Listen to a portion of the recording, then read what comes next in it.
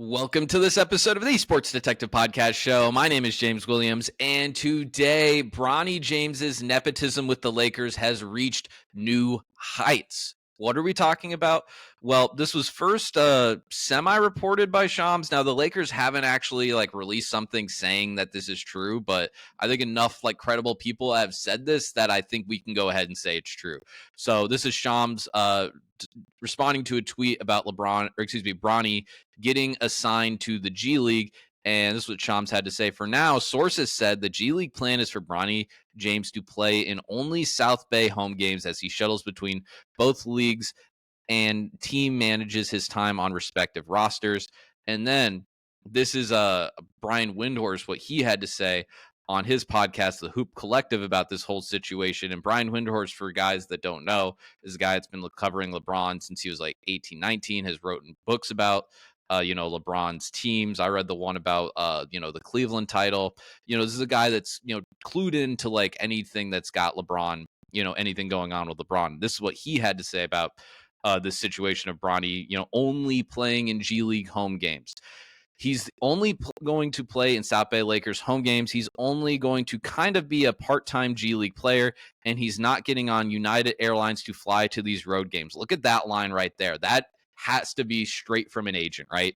He's not getting on United Airlines to fly to those games. That is something that Brian Windhorst would not just come up on his own. That is something that someone told him. Okay. I know he's getting somewhat special treatment and nepotism. That's fine. Honestly, I don't care. I agree with Brian there. I'll get to that here in a little bit. Like I said, it's normal. Now I think it's actually detrimental to him. I don't like that. I don't know whose idea it was, but obviously the Lakers are fine with it. They're doing it on this particular instance. I think that's gone too far. And I don't think it benefits Bronny. I don't think it benefits the South Bay Lakers. And I don't think it benefits LeBron at this point. Okay, here. Let's talk about this here, guys, because this is an absolutely new height of this nepotism with Bronny here, because this is something that my opinion about the LeBron thing, and you can go ahead and watch my video about it. I did a thing about 2 weeks about it, kind of talking about if this was a historical moment or a publicity stunt. Obviously, it was a publicity stunt, and I also said too, can it be both? Because I think kind of my opinion was hey, as time goes on, we're going to forget about what Bronny did at USC. We're going to forget about how he got to the Lakers. And if we end up having, highlights of Bronny and LeBron, throwing alley-oops to each other, Bronny assisting LeBron or vice versa, we're going to look at that stuff, 20, 30 years from now, and we're going to be like, oh, that was pretty cool. That was a pretty cool moment. So that's kind of what my opinion was, even though it's cringy now. Or it seems unauthentic now, that in the future, I think it'll age better than it feels right now, right? But this is getting to the point here where I'm starting to have a lot more questions about this whole situation here when it comes to Bronny James and what he wants in this situation. Because if you go back to his time, even going back to high school and how he got recruited, because we all knew this for a while with Bronny, even in high school, is hey, this guy is a guy he's not going to be a one and done guy. This is a guy that's going to need to develop for a few years before he's ready, to play grown man NBA basketball. That's what we thought in high school. We got proved right about that at USC. And even if you go to the recruitment of Bronny, and this is where it's kind of my overarching point here. I'm not sure how much Bronny wants this. I'm not sure how much he wants this whole situation that's going on with him and playing with his dad. Because if you look at his recruitment to USC, it never made any sense. There was a lot of teams, if you followed his recruitment, there were a lot of teams all around college basketball that wanted to try and recruit Bronny and thought that he would be a good fit on their team and thought that he could have a big role on their team. And basically kind of the lines of communication to try and get to Bronny were all sealed up, and basically they, Clutch and the James family basically were hey, we're going to pick our college. And, USC was an option. Ohio State was, I think, probably the second option. And because I remember they made a big point of going on a visit there, but then he ultimately decided to go to USC. But that didn't even make sense, guys, because USC had a 5-star point guard in Isaiah Collier. And then they also had another guard in Boogie Ellis that had been there for like a year or two, I believe, prior, and was also a very good player. So Bronny would be coming off the bench. They knew that before he signed. He'd be coming off the bench. And is that really the best thing for his development at 19 years old, especially if you wanted him to be a one and done, him coming off the bench for, USC? It's one thing doing it for like a Coach Cal team or something like that. Or, even if you're going to like a Kansas, a Michigan State, a Duke. It's one thing to do it with those schools, but with USC, I mean, that team didn't make the tournament, you know? So that was just kind of like a very puzzling like decision. Like, why did you go to USC?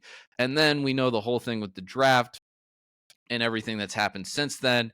And we're getting to the point here too, where it's like, okay, USC that year didn't go well.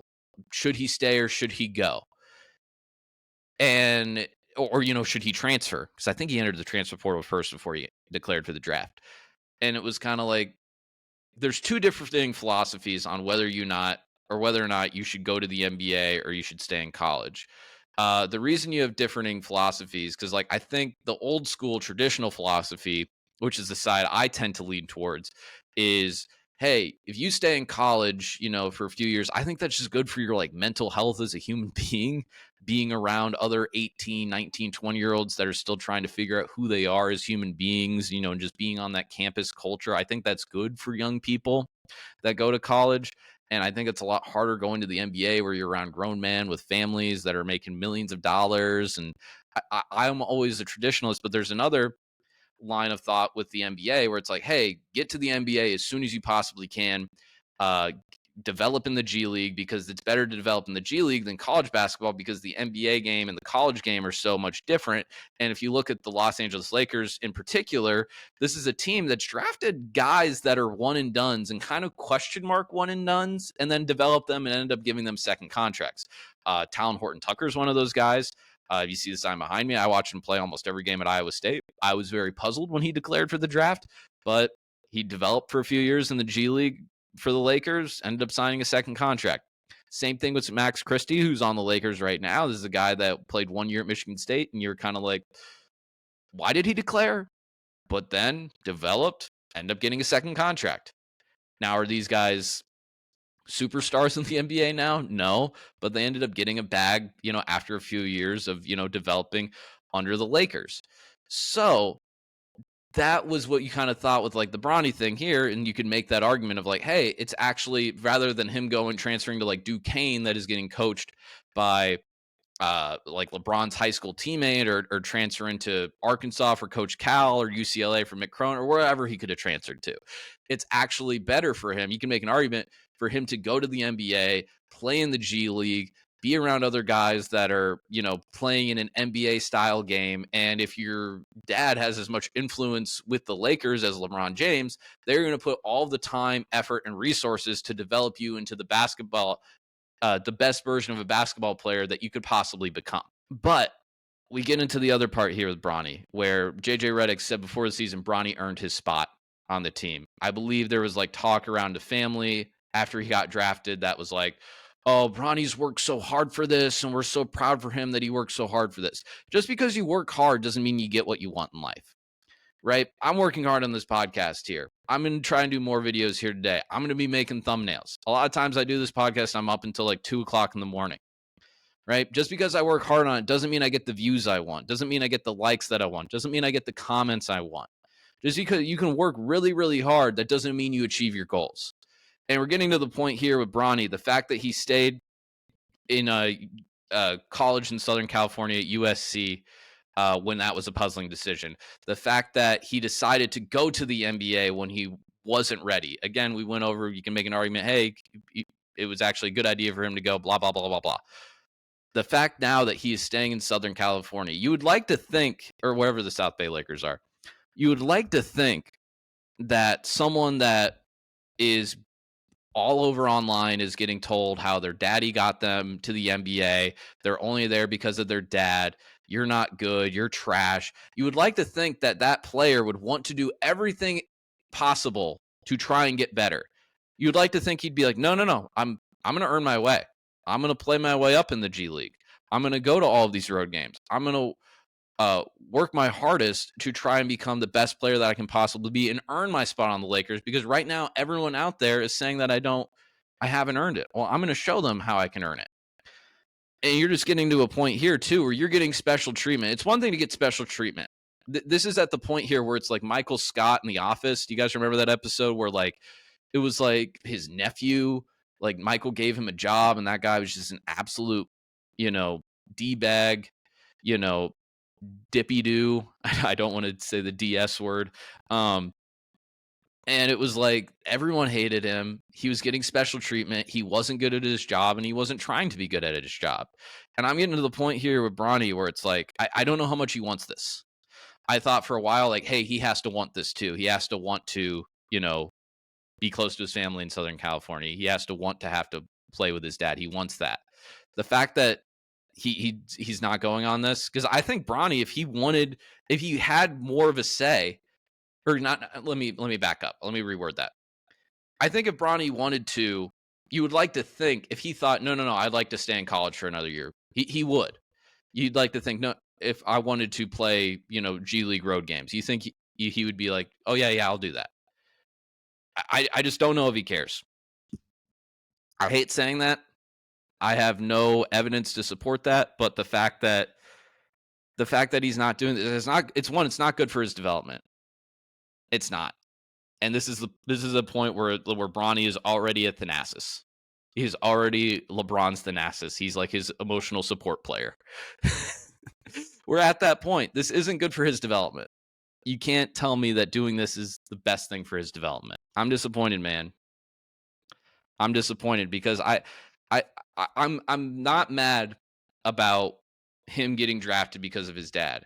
I am mad though and upset that if they aren't going to do everything possible to try and make him the best player that he could be. Like I said, you can work hard but not achieve your goals. And we're at the point here where if he's just going to be getting shuttled around in and out of G League lineups for the South Bay Lakers, in and out of the Lakers lineups, that's not good for either team, like Brian Windhorst said. And I don't think it's good for Bronny either, because the G League guys are going to be like, hey, I'm trying to find my spot in the NBA. And I played really good on this road trip, but then all of a sudden we come back home and I got a split time with Bronny, who, you know, is just going around doing the boom dance with his dad, you know, in pregame shoot around, and had like 5 turnovers and is shooting like 20% from 3 and 60% from the free throw line. It's not a good sign, guys. I don't like this one bit. All right. That's going to do it for this episode here today.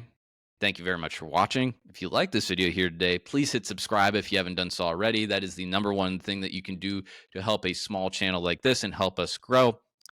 Please leave a comment what you think about the video and hit that like button if you enjoyed it. Thank you very much for watching. I'll talk to you next time.